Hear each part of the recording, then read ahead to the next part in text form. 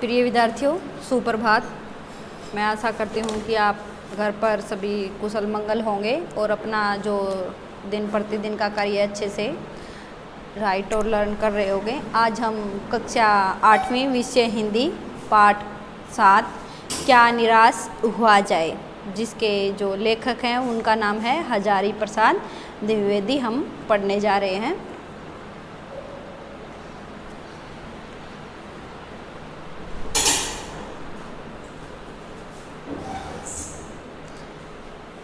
हजारी प्रसाद द्विवेदी कहते हैं कि मेरा मन कभी कभी बैठ जाता है। समाचार पत्र में जो ठगी है, डकैती है, चोरी है, तस्करी और भ्रष्टाचार के समाचार भरे रहते हैं। क्या है मतलब बैठ जाना, मतलब उसको एक उदासी सी होती है लेखक को, हजारी प्रसाद जी को, कि जब मैं समाचार पत्र उठाता हूँ तो उसमें कहीं ठगी की बात आती है, कहीं चोरी डकैती जो भ्रष्टाचार है उससे जो समाचार मिलते हैं उनसे क्या है मैं बड़ा उदास होता हूँ। आरोप प्रत्यारोप का कुछ ऐसा वातावरण बन गया है कि लगता है कि देश में कोई ईमानदार आदमी नहीं रह गया। हर व्यक्ति संदेह की दृष्टि से देखा जा रहा है। जो जितने ही ऊंचे पद पर है उसमें क्या है उतना ही अधिक जो करप्शन की भावना है वो दिखाई देती है। एक बड़े आदमी ने मुझसे एक बार कहा कि इस समय सुखी वही है जो कुछ नहीं करता। जो कुछ भी करेगा उसमें लोग दोष खोजने लगेंगे, उसमें सारे गुण भला दिए जाएंगे और दोषों को बढ़ा चढ़ाकर दिखाया जाने लगेगा। दोष किस में नहीं होते, यही कारण है कि हर आदमी दोषी अधिक दिख रहा है, गुणी कम या बिल्कुल ही नहीं। कोई भी व्यक्ति है, अगर हम चाहे किसी की भी बात करें तो हम अपने गुण हमारे को दिखाई नहीं देंगे और अगले की हमें क्या है अच्छाई दिखाई नहीं देंगी, हमें उसमें क्या है अवगुण ही अवगुण दिखाई देंगे। यही कारण है कि हर आदमी दोषी अधिक दिख रहा है और गुणी कम या बिल्कुल ही नाम मात्र। स्थिति अगर ऐसी है तो निश्चय ही क्या है भाई हमारे लिए क्या है ये एक चिंता का विषय बन गया है। क्या यही भारतवर्ष है जिसका सपना तिलक और गांधी जी ने देखा था? रविंद्रनाथ ठाकुर और मदन मोहन मालवीय का महान संस्कृति सभ्य भारतवर्ष किस अतीत के गहर में डूब गया। द्रविड़ आए, हिंदू और मुस्लिम, यूरोपीय और भारतीय आदेशों की मिलन भूमि, मानव महासमुंदर क्या सूख ही गया। मेरा मन कहता है कि ऐसा नहीं हो सकता। हमारे महान जो महनीषियों के सपनों का भारत है और हमारा जो भारत है उन्हीं का भारत रहेगा। यह सही है कि इन दिनों कुछ ऐसा माहौल बना है कि ईमानदारी से मेहनत करके जीविका चलाने वाले निरीह और भोले भाले श्रमजीव क्या कर रहे हैं, पिस रहे हैं, और झूठ बोलने वाले और फरेब जो रोजगार करने वाले हैं वो क्या कर रहे हैं, फल फूल रहे हैं। आज क्या है जो ईमानदारी से जो अपना कार्य करता है उसका क्या है जो परिवार का भरण पोषण है वो बड़ी मुश्किल से होता है, और जो क्या है चोरी डकैती का कार्य करता है वो क्या है अपने रोजगार में क्या है दिन प्रतिदिन क्या कर रहा है भाई बढ़ोतरी कर रहा है। तो इस क्या हम किन बातों से क्या समझ सकते हैं कि हमारे देश में क्या है करप्शन ज़्यादा फैल गया है। ईमानदारी को मूर्खता का पर्याय समझा जाने लग गया है। जो क्या है ईमानदार है, चाहे स्टूडेंट है चाहे कोई भी है, तो हम उसको क्या समझते हैं कि ये तो मूर्ख है। सच्चाई केवल भीरू और बेबस लोगों के हिस्से पड़ी है। ऐसी स्थिति में जीवन के महान मूल्यों के बारे में लोगों की आस्था ही क्या हो गई है भाई, हिलने लगी है। भारतवर्ष ने कभी भी भौतिक वस्तुओं के संग्रह को अधिक महत्व नहीं दिया। उसकी दृष्टि से मनुष्य के भीतर जो महान आंतरिक गुण स्थिर भाव से बैठा हुआ है वही चरम और परम है। लोभ, मोह, काम, क्रोध और विचार मनुष्यों में स्वाभाविक रूप से क्या होते हैं, विद्यमान रहते हैं, पर उन्हें प्रधान शक्ति मान लेना और अपने मन तथा बुद्धि को उन्हीं के इशारों पर छोड़ देना बहुत बुरा आचरण है। भारतवर्ष ने कभी भी उन्हें उचित नहीं माना। उन्हें सदा संयम के बंधन से बांध कर रखने का प्रयत्न किया है, परंतु भूख की उपेक्षा नहीं की जा सकती, बीमारी के लिए दवा की उपेक्षा नहीं की जा सकती, गुमराह को ठीक रास्ते पर ले जाने के लिए उपायों की उपेक्षा नहीं की जा सकती। हुआ यह है कि देश के कोटि कोटि जो दरिद्रजनों की हीन अवस्था को दूर करने के लिए ऐसे अनेक कानून बनाए गए जो कृषि, उद्योग, वाणिज्य, शिक्षा और स्वास्थ्य की स्थिति को अधिक उन्नत और सुचारू बनाने के उपलक्ष्य प्रेरित हैं। परंतु जिन लोगों को इन कार्यों में लगना है उनका मन समय पवित्र नहीं होता, प्राय वे ही लक्ष्य भूल जाते हैं और अपनी ही सुख सुविधा की ओर ज़्यादा ध्यान देने लगते हैं। क्या बताया कि जो हमारा देश है भारतवर्ष, वो क्या है, जो ऐशो आराम की जो भौतिक वस्तुएं हैं उन पर क्या है, अधिक विश्वास नहीं करता।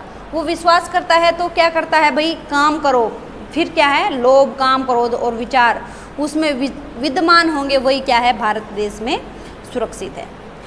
कोई भी दवा है, कोई भूख है, उसकी कोई क्या है, उपेक्षा नहीं की जा सकती। हमारे देश में बहुत से गरीब हैं, दरिद्र मतलब गरीब जो व्यक्ति हैं, उनकी आवश्यकता को दूर करने के लिए क्या है, हमारे देश में कानून नियम सभी बनाए गए हैं, पर क्या है, इन कार्यों में क्या है, कोई आगे अग्रसर आई ही नहीं रहा। जो बड़े लोग हैं वो अपनी सुख सुविधाओं को क्या है, बढ़ते जा रही हैं उनकी सुख सुविधा, और जो गरीब है वो क्या होता जा रहा है, गरीब होता जा रहा है। भारतवर्ष सदा कानून को धर्म के रूप में देखता आ रहा है। आज एकाएक कानून और धर्म में क्या हो गया भाई, अंतर दिखाई दिया गया है। धर्म को धोखा नहीं दिया जा सकता, कानून को दिया जा सकता है। यही कारण है कि जो लोग धर्मवीर हैं वे कानून की त्रुटियों से लाभ उठाने में क्या करते हैं, संकोच नहीं करते। इस बात के पर्याप्त प्रमाण खोजे जा सकते हैं कि समाज के ऊपरी वर्ग में चाहे जो भी होता रहा हो, भीतर भीतर भारतवर्ष अब भी यह अनुभव कर रहा है कि धर्म कानून से बड़ी चीज़ है। क्या है, धर्म है, वो धर्म ने अपनी जड़ इतनी फैला ली है कि वो कानून से बड़ा हो गया है। अब भी सेवा, ईमानदारी, सच्चाई और आध्यात्मिकता के मूल्य बने हुए हैं। वे दब अवश्य गए लेकिन नष्ट नहीं हुए हैं। आज वह मनुष्य से प्रेम करता है, महिलाओं का सम्मान करता है, झूठ और चोरी को गलत समझता है, दूसरों की पीड़ा समझाने को पाप समझता है। हर आदमी अपने व्यक्तिगत जीवन में इस बात का अनुभव करता है कि समाचार पत्रों में जो भ्रष्टाचार के प्रति इतना आक्रोश, मतलब जो इतना हीन भावना है, वह यही साबित करता है कि हम ऐसी चीज़ों को गलत समझते हैं और समाज में उन तत्वों की प्रतिष्ठा कम करना चाहते हैं जो गलत तरीके से धन या मान संग्रह करते हैं।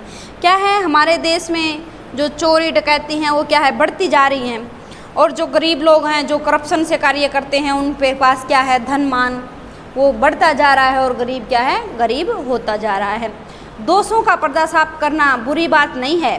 बुराई यह मालूम होती है कि किसी के आचरण के गलत पक्ष को उद्घाटित करके उसमें रस लिया जाता है और दोषोद्घाट को एकमात्र कृत्य मान लिया जाता है। बुराई में रस लेना बुरी बात है, अच्छाई में उतना ही रस लेना, उजागर न करना और भी बुरी बात है। अगर आपको किसी में बुराई नज़र आती है, अगर आप भी उसकी बुराई को वो तो छिपा ही छिपाएगा, अगर आप भी उसकी बुराई को छिपाते हो तो क्या है, वो बहुत बड़ी गलत बात है।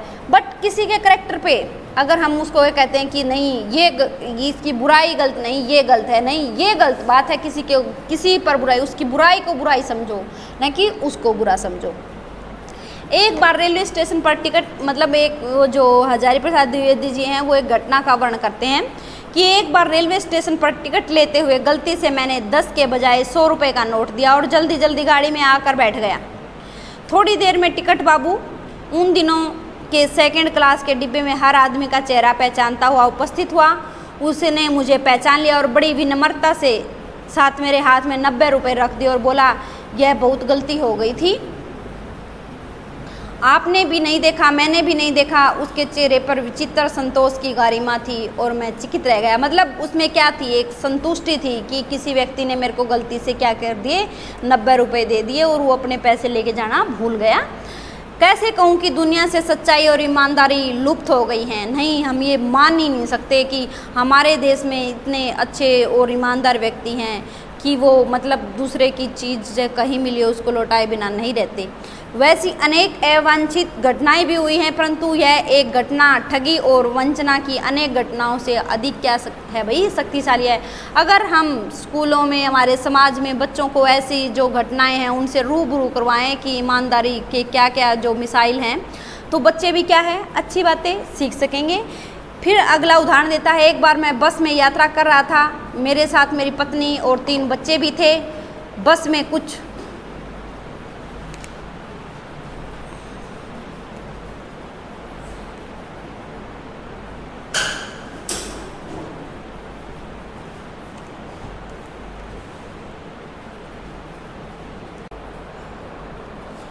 जो लेखक हैं हजारी प्रसाद द्विवेदी जी। वो क्या हैं, फिर क्या करते हैं, एक बस का वर्णन करते हैं कि एक बस थी, वो खराब थी, रुक रुक कर चलती थी। गंतव्य जहाँ मतलब हमारे को जाना है, गंतव्य जहाँ हम जा रहे हैं से कोई 8 किलोमीटर पहले ही एक निर्जन सुनसान स्थान में बस ने जवाब दे दिया। रात के कोई 10 बजे होंगे। बस में यात्री घबरा गए, कंडक्टर उतर गया और एक साइकिल लेकर चलता बना। लोगों को संदेह होगा कि हमें धोखा दिया जा रहा है।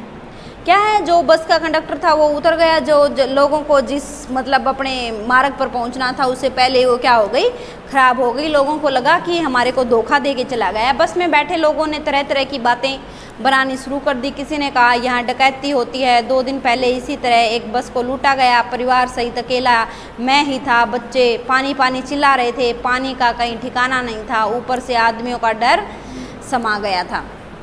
तो अलग अलग व्यक्ति क्या है, अलग अलग बातें किए जा रहे थे। कुछ नौजवानों ने ड्राइवर को पकड़कर मारने पीटने का हिसाब बनाया। ड्राइवर ने चेहरे पर हुड़ाइयाँ उड़ने लगी। लोगों ने उसे पकड़ लिया। वह बड़े कातर ढंग से मेरी ओर देखने लगा और बोला, हम लोग बस का कोई उपाय कर रहे हैं, बचाइए, ये लोग मारेंगे। डर तो मेरे मन में था, पर उसकी कातर जो मुद्रा है उसे देखकर मैंने यात्रियों को समझाया कि मारना ठीक नहीं है, परंतु यात्री इतने घबरा गए कि मेरी बात सुनने को तैयार नहीं हुए। कहने लगे, इसकी बातों में मत आइए, धोखा दे रहा है, कंडक्टर को पहले ही डाकुओं के यहाँ भेज दिया है। मतलब लोगों को मन में एक भय बैठ गया कि इन्होंने एकदम सुनसान जगह पे बस रोक दी और कंडक्टर को भेज दिया, कहीं ना इनकी कोई लूट खसूट की कोई योजना तो ना हो। तो क्या है, उसको लेखक को व्यक्ति कहने लगे कि आप इनकी बातों में ना आए, ये हमारे को क्या कर रहे हैं, धोखा दे रहे हैं। मैं भी बहुत भयभीत था, पर ड्राइवर को किसी तरह मारपीट से बचाया। 1.5-2 घंटा ऐसे ही निकल गया। मेरे बच्चे भोजन और पानी के लिए क्या थे भाई, व्याकुल बेचैन हो रहे थे। मेरी पत्नी की हालत बुरी थी। लोगों ने ड्राइवर को मारा तो नहीं, पूरे बस से उतारकर एक जगह घेर कर रखा। कोई भी दुर्घटना होती है तो पहले ड्राइवर को समाप्त कर देना ही उचित जान पड़ेगा। मेरे गिड़गिड़ाने का कोई विशेष असर नहीं पड़ा। इसी समय क्या देखता हूँ, एक खाली बस चली आ रही थी और उस बस में हमारा कंडक्टर भी बैठा हुआ था। उसने आते ही कहा, अड्डे से नई बस लाया हूँ, इस बस पर बैठिए, वह बस चलने लायक नहीं है। फिर मेरे पास एक लोटे में पानी और थोड़ा दूध लेकर आया और बोला, पंडित जी, बच्चों को रोना मुझे देखा नहीं गया। वह दूध मिल गया, थोड़ा लेता आया। यात्रियों में फिर जान आई। सब ने उसका क्या किया, धन्यवाद किया। क्या सब पहले क्या हो रहा था, सब ने क्या है, जो ड्राइवर और कंडक्टर है उनके प्रति क्या हो गई, उनकी एक गलत भावना पैदा हुई। बट क्या कर रहे थे, वो उनकी भलाई का कार्य कर रहे थे। ड्राइवर से माफ़ी मांगी गई और 12 बजे से पहले ही सब लोग क्या हो गए, अपने अपने स्थान पर पहुंच गए। कैसे कहूँ कि मनुष्यता एकदम समाप्त हो गई है। कैसे कहूँ कि लोगों में दया माया रह ही नहीं गई। जीवन में जाने कितनी ऐसी घटनाएं हैं जिन्हें क्या है, मैं कभी भूल नहीं सकता। प्रिय विद्यार्थियों, आपने भी अपनी लाइफ में ऐसे देखा होगा कि आपका कौन कितना भला करता है, कि आप किसका कितना भला या बुरा करते हो। तो क्या है, एकदम जो सही रास्ते पर चलना है तो आपको क्या है, दूसरों के प्रति दया की जो भावना है आपकी वो रखनी होगी। ठगा भी गया हूँ, धोखा भी खाया है, परंतु बहुत कम स्थानों पर विश्वासघात नाम की चीज़ मिलती है। केवल उन्हीं बातों का हिसाब रखो जिनमें धोखा खाया है, तो कष्टकार हो जाएगा। परंतु ऐसी घटनाएं भी बहुत कम नहीं हैं जब लोगों के अकारण सहायता की है, निराश मन को ढाढ़स दिया और हिम्मत बंधाई है। कविवर रविंद्रनाथ ठाकुर ने अपने प्रार्थना गीत में भगवान से प्रार्थना की थी कि संसार में केवल नुकसान ही उठाना पड़े, धोखा ही खाना पड़े, तो ऐसे अवसर पर भी हे प्रभु मुझे ऐसी शक्ति दो कि मैं तुम्हारे ऊपर संदेह ना करूं।